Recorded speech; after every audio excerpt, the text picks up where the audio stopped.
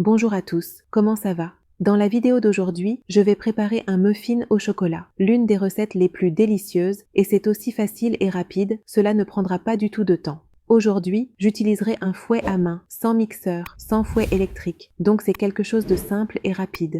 Allons-y, voyons comment le préparer. La première chose que j'ai, ce sont 2 œufs à température ambiante. Et j'ajouterai aussi une petite pincée de sel, un quart de cuillère à café de vanille concentrée. Et j'ajoute aussi une demi-tasse de sucre. La tasse utilisée dans la recette est une tasse à thé ordinaire que l'on trouve dans chaque maison.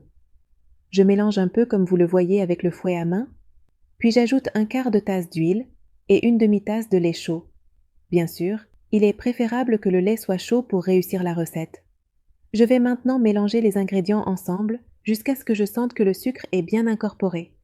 La consistance doit être crémeuse comme ça. J'ajouterai une cuillère à café, bien pleine de café instantané. Cela renforce beaucoup la saveur avec n'importe quelle recette contenant du chocolat. Je mélange bien, puis j'incorpore tous les ingrédients. J'ai ici une tasse de farine.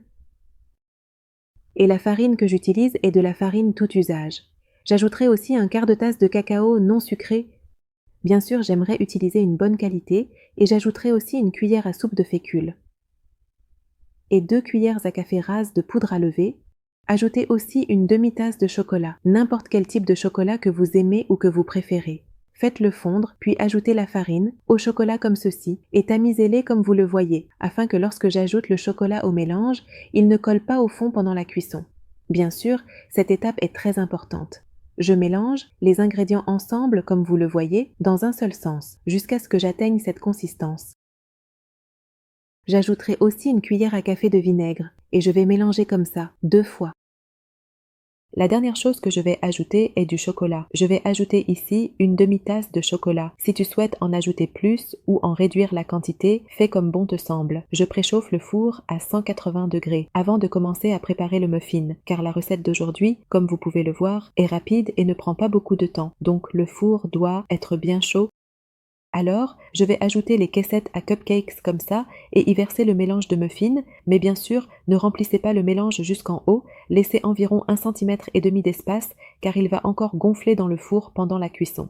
J'ai terminé ici avec toute la quantité et voici des cubes de chocolat au lait qui donnent un goût très agréable aux muffins et un goût vraiment unique. Je vais aussi ajouter du chocolat en morceaux. Les deux ensemble font un mélange vraiment délicieux. Ils vont au four à 180 degrés pendant 20 à 25 minutes, pas plus, ou bien sûr selon votre four.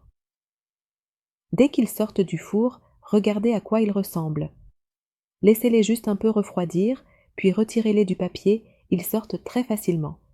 De plus, le muffin est une recette très flexible qui accepte n'importe quel ajout. Vous pouvez également y ajouter du chocolat comme ça, ou des noix, ou même des fruits que vous avez à disposition. J'en ai sorti un autre pour que vous puissiez voir la cuisson parfaite, et le chocolat ne colle pas au fond car j'ai mis un peu de farine. Je vais en ouvrir un pour que vous puissiez le voir. Le chocolat, ma foi, est bien à l'intérieur. C'était vraiment délicieux, facile et rapide, et ça ne nous a pas pris beaucoup de temps. Allez, essayez-le et écrivez-moi dans les commentaires. Si vous avez des questions, n'hésitez pas à me les poser. Partagez et aimez la vidéo pour que tout le monde puisse en profiter. Et, si Dieu le veut, nous ferons ensemble beaucoup d'autres recettes. Restez à l'écoute